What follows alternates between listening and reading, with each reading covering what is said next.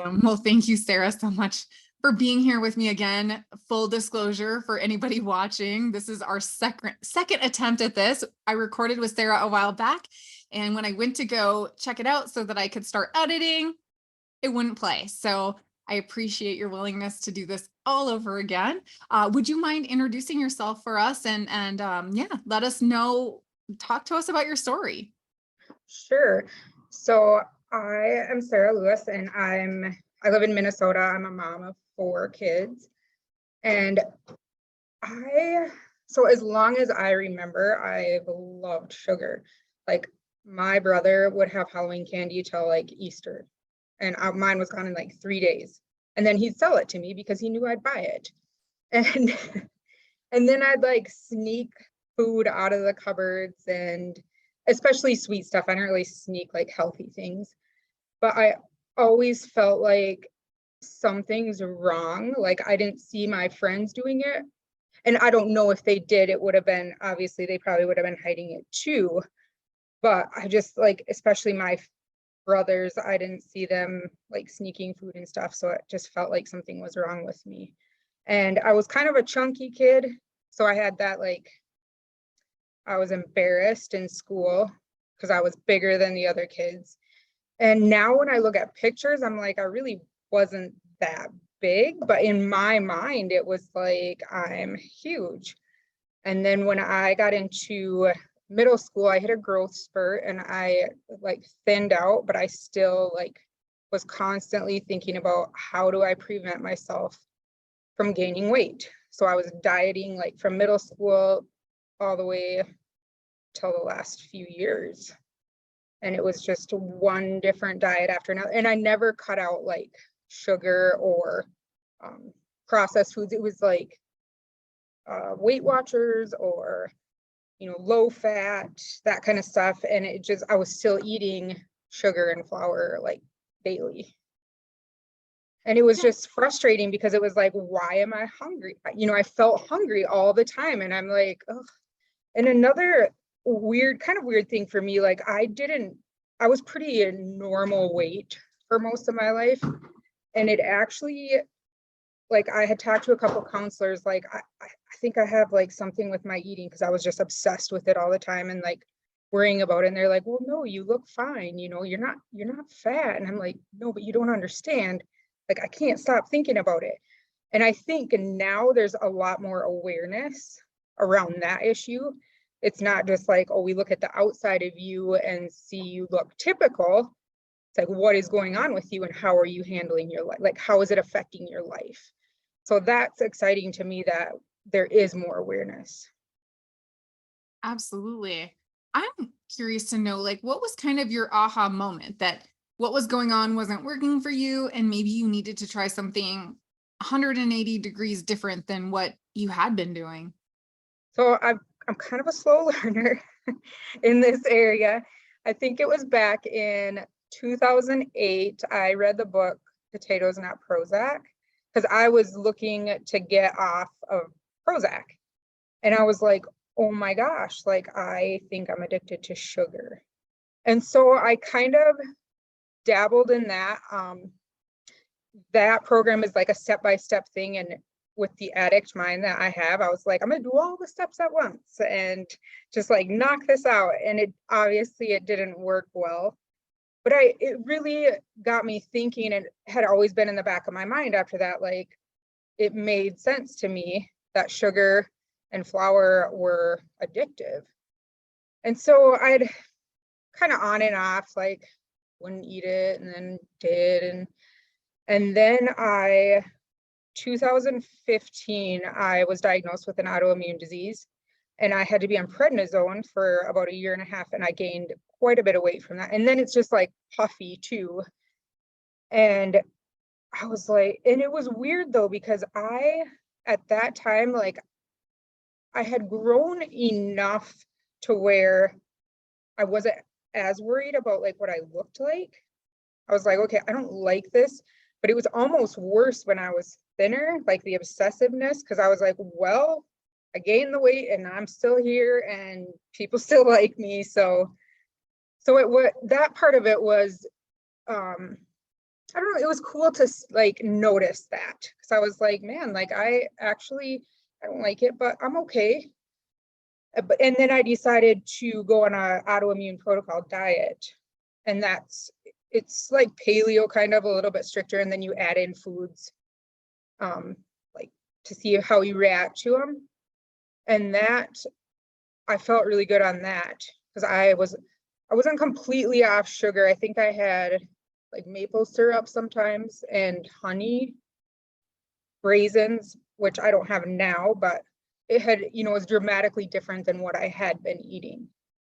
And then I was like, well, I'm better now. So I just slowly started getting back into like drinking wine and eating junk food. And then it was just last summer, 2021, where I was like, all right, I gotta, like, if I'm gonna stop drinking wine or stop eating, like, I gotta do them both. It can't be one or the other, because I would try like one, but still have the other. And I read the book, Annie Grace's book. I can't remember what it's called, but I read that, The Naked Mind, or This Naked Mind. And it's like specifically for alcohol, but when I was doing the exercises in it, I just put in sugar. Like in my mind, I was like alcohol and sugar and flour, because to me, sugar, flour, it's the same kind of thing. And that really helped to like do the exercises for 30 days in the book and really kind of reframe my mind. And then I saw Molly Carmel on an interview with Annie Grace. And so I read her book and I was like, oh, okay. And joined like the Facebook community, did some of the classes and stuff. And that's really when it felt like I was approaching it in a recovery mindset versus a diet mindset. And that's made all the difference. Can you tell us a little bit more about that? Like what does that even mean? Recovery mindset versus diet mindset? Well, when I read Breaking Up with Sugar, I followed the like food plan in there. And that was like, I'd never really done it as strategically before. Well, I guess maybe when I was on like the autoimmune protocol diet, I did pretty well, like planning meals, but it just took like the thought out of what am I going to eat? And there was some freedom in that.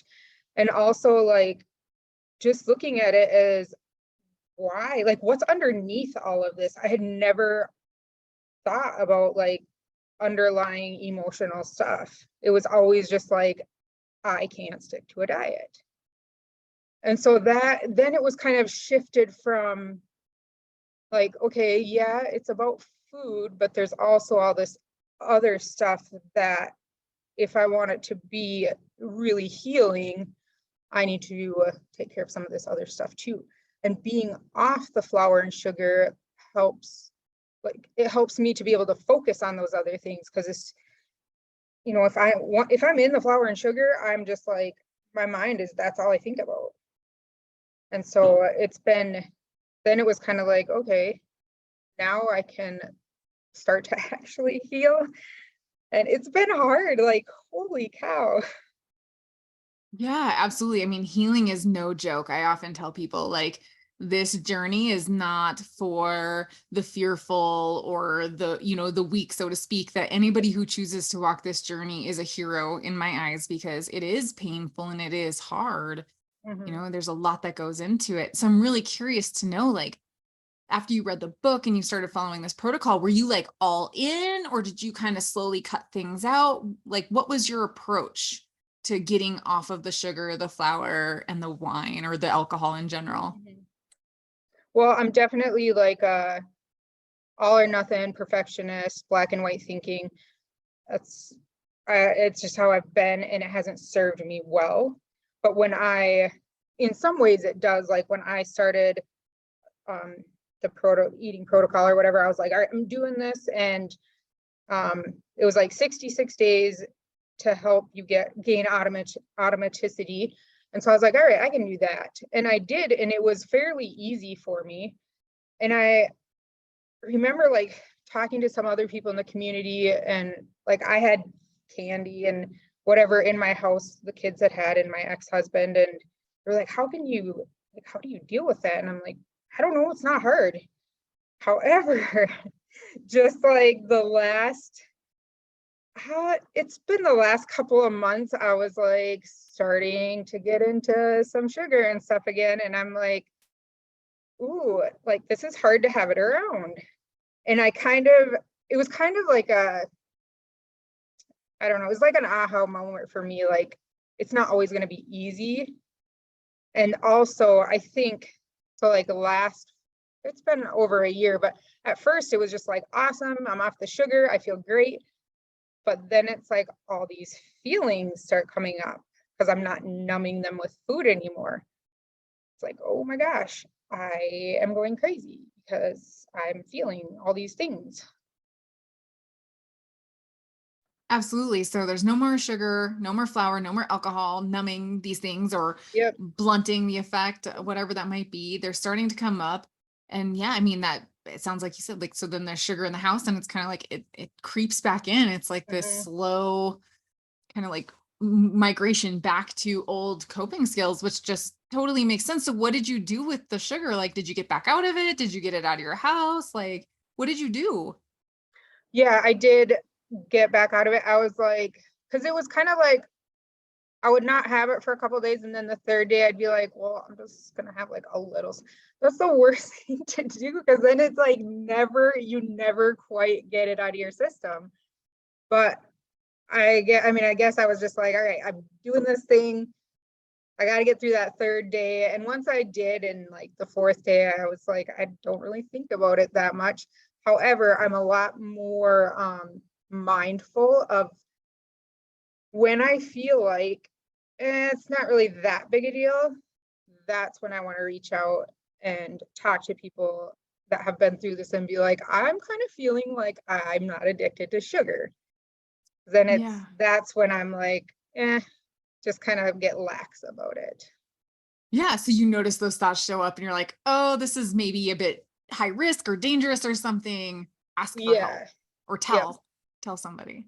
Yeah, for sure. And I didn't really do that before. I was like, I don't know, maybe I'm good. Like I've been off of it for a while and it's it's actually harder to be a little bit in it than to be completely off of it.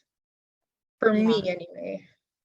Yeah, and certainly I think the vast majority of people I work with would probably agree with you that it's easier to be or to be like perfect in abstinence than like perfect in moderation kind of deal or like Mhm. dabble in that like, oh, I'll just have it once a week on a Friday morning or something and then like all week long like anticipate that Friday morning and like, right, just waiting. And it's better just to be like, you know what? It's not even worth it. Yeah. Get it out And of there. also like I think prior to looking at it as a recovery mindset, I would have been like, well, I messed up, so I just can't do this. But I was able to like, okay, I'm not like living like in integrity to my values. However, that's okay. Like I can still do it. Like it just wasn't like, all right, I failed. It's like I'll figure this out. I'm not sure how or when, but I will figure it out. Right. Like you said, so like in that act of did that match your values? And no, but then it sounds like you were like, okay, I would like them to match. I would like the words that I'm saying to match the actions that I'm doing or vice versa. Mhm. And so you took some steps and you got yourself back on track.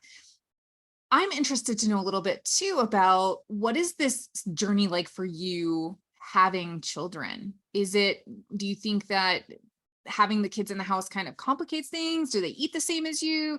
I mean, can you talk a little bit about that? Because I know a lot of our viewers probably are in a similar position. They have children as well, and they're thinking, I can't deprive them of whatever just so that I'm safe. Or I don't know. How do you manage that? Well, right now, I only have one child at home. He's 9, and he eats terrible. Like he doesn't really eat the same food I do, and I don't know. He eats school food like breakfast and lunch, and I know it's not it's not stuff that I would eat for sure, but I don't know. I just got to pick my battles. Yeah, so you're not trying, it sounds like you're not trying to like force him to eat the way that you're eating, but does he do you have things in the home then that are for him that make it harder for you? Like you were saying like a few months ago, maybe there was some sugar items or something. Like for the most part, is it how do you navigate that? Like do you keep his stuff like in a separate place? Like do you cook meals for him that include things that you don't eat? Like how do you protect what you've got going on? Mhm. So like last night, for example, I made hamburgers and sweet potatoes and vegetables, and he wanted his hamburger on a bun. So I had bought buns, and like I'll put them in the freezer and take like one out at a time. They last forever because I just don't eat them, and he doesn't eat them that much. But for something like that, like I eat the other stuff, and then he just has the veggies and the hamburger with the bun. So it's not, I'm not a big bread person anyway. So that something like that, it's like I don't even want it anyway. Um, when I was like, all right, I want to get back on track. And then I made sure like all the stuff was out of the house before I did that. But now it's like, well, and then except for like Gatorade, because he has Gatorade with his Miralax, and it's like, I never was a big fan of it anyway. That's not something that I want to eat.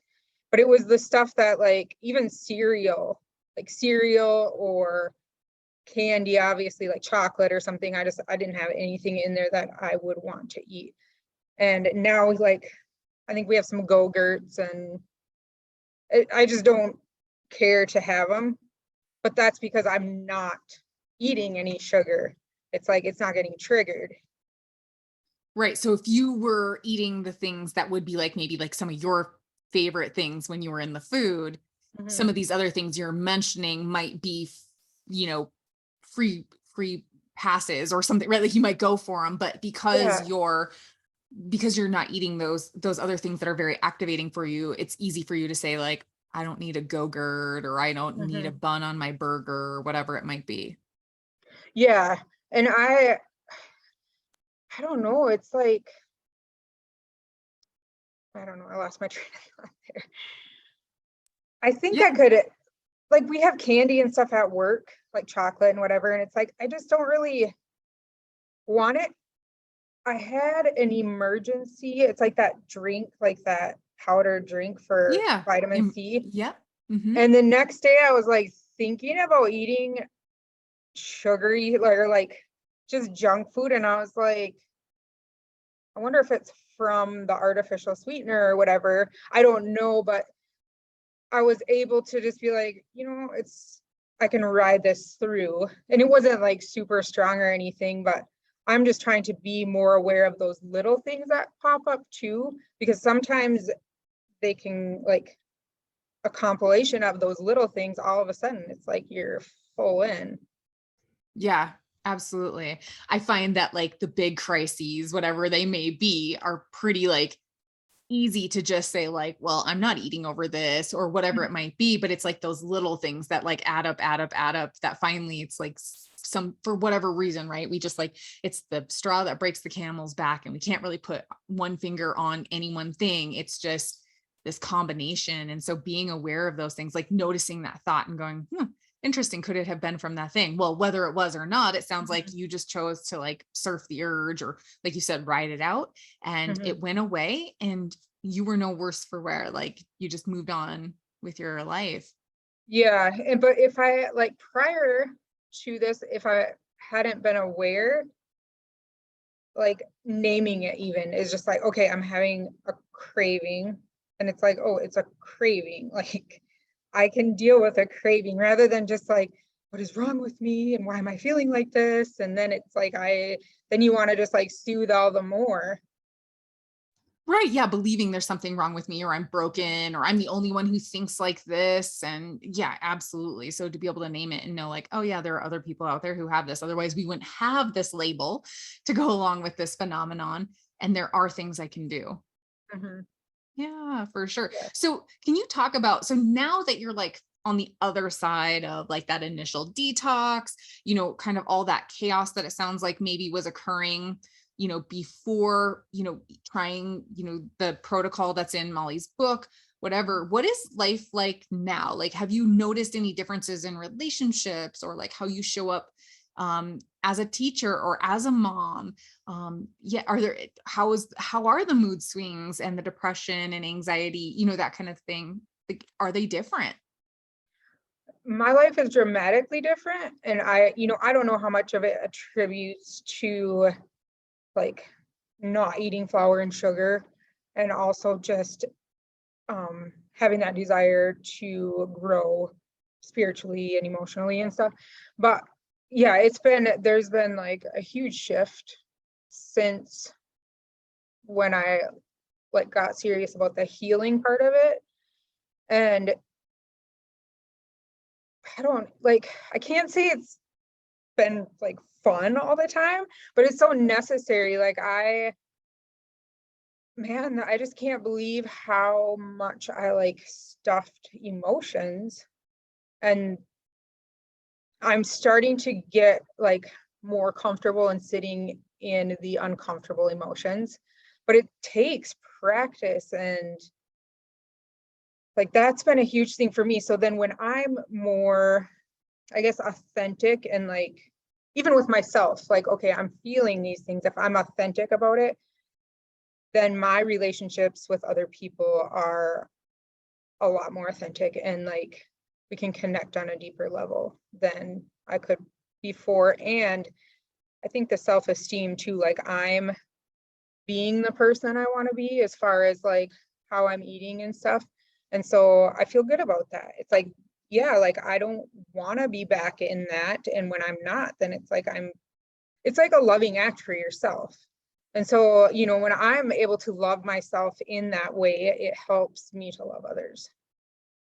Oh, so true. So true. That's so amazing that you're getting to experience that. And like you said, is how much of it is attributed necessarily specifically to the food? Who knows? Mhm. But the food, getting that straight, it sounds like there's like less chatter about, or there's less chatter, like as far as like guilt and shame over, am I obsessing over food, or am I eating the way that I want to be, or should I have eaten this, or should I not have eaten this? Mhm. And which can totally show up, right? And when we're stuck in that rumination loop, it does get in the way, right? Then we're like extra irritable, or we're like short tempered. And then, kids are asking us for things and we're like, right, like losing our minds because Mhm. we're still stuck up here and they're out here asking for something. So that's really neat that you're finding your way through that. Like you said, whether or not it's directly attributed to the food, there's definitely been some, by removing those things, there's been room for more healing that has allowed you to improve your life in a way that, like you said, like, and I'm guessing, I don't know, I mean, could you have ever imagined that this is what your life could be like today,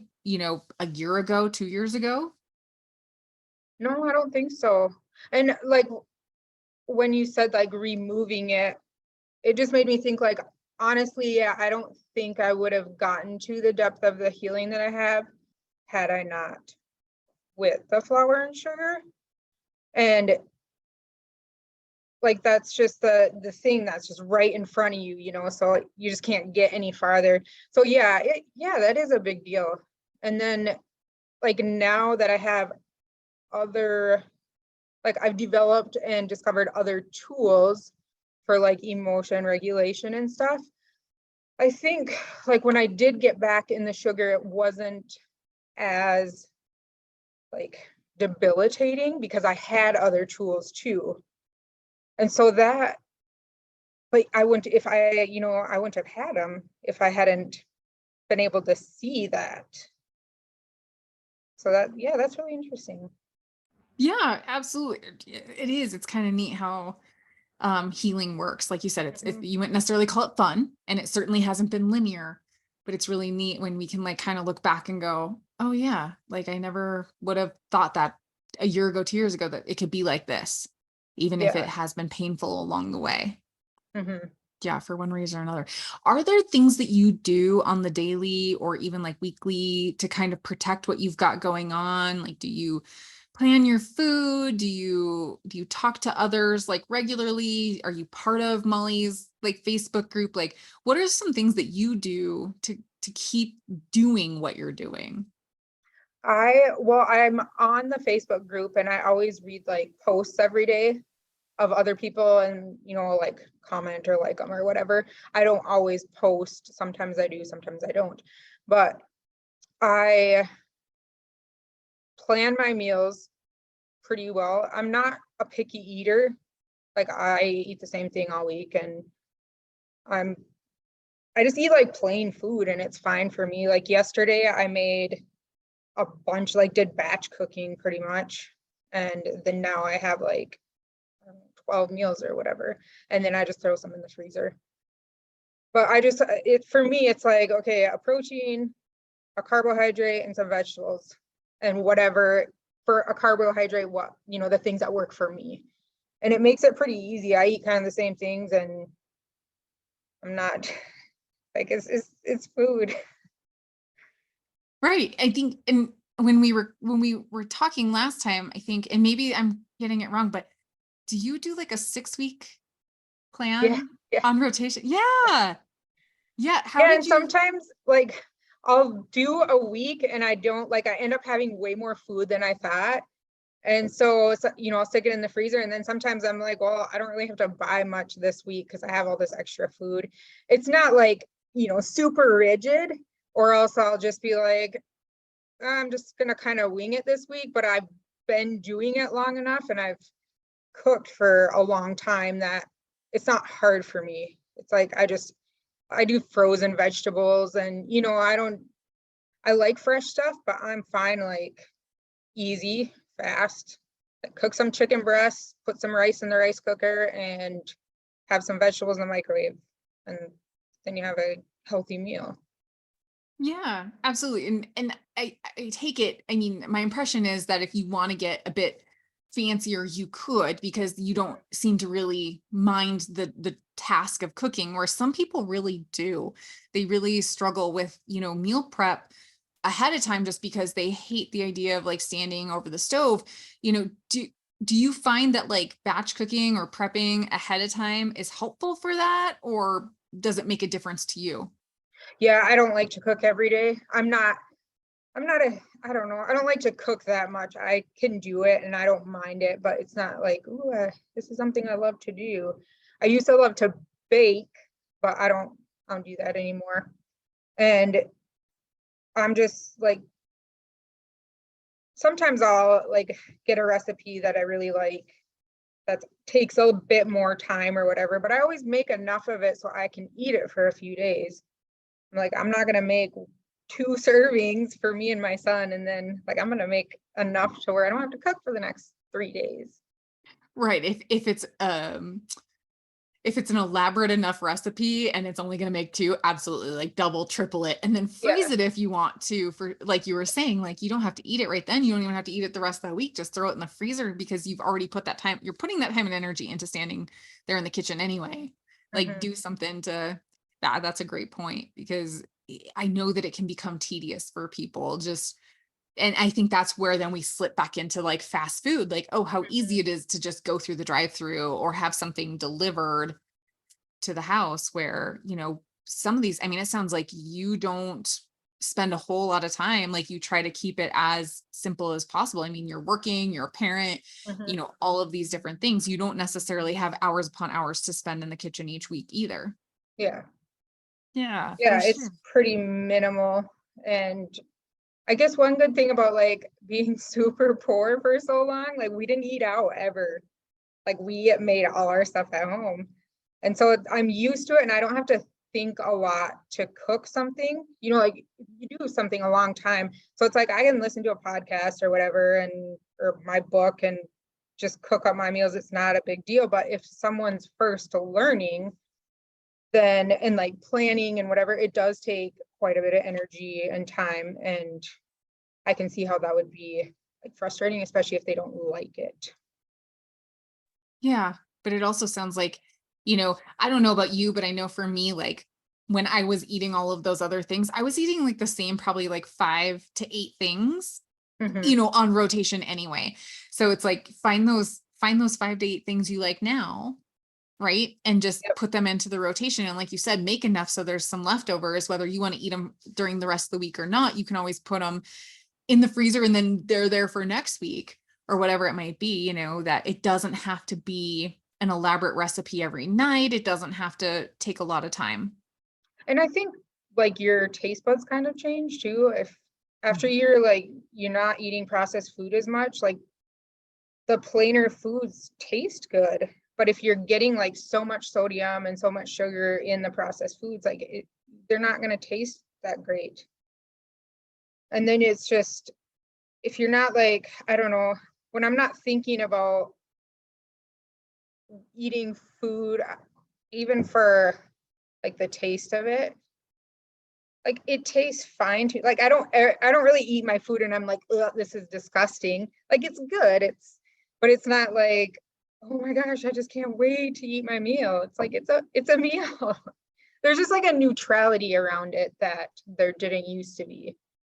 Right. It's not like every meal has to be a 10. It's like Yeah, some meals are just like, eh, it wasn't like you said, it wasn't disgusting, but like, would it get a star would it get a Michelin star from, at a restaurant or whatever? No, right. like it just like you said, there's a little more neutrality around it, Hmm. but I think that also brings up a really good point too, that, sometimes people really struggle with that because they find that they can't get that neutrality around it, that they do still really look forward to their meals.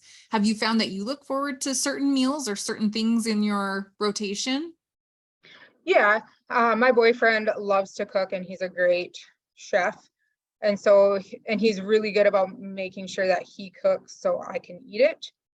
And like I love to eat the food that he cooks, and I enjoy like just see like the presentation, the company, whatever. The whole thing is it's really fun. I like it. I don't know if I would have enjoyed it. Like I don't know if I'd have enjoyed it as much had I been like worrying about what am I gonna have for dessert, or like, but I want something that tastes a little bit better. I don't, it's different. Like I feel probably more grateful for the food that I eat.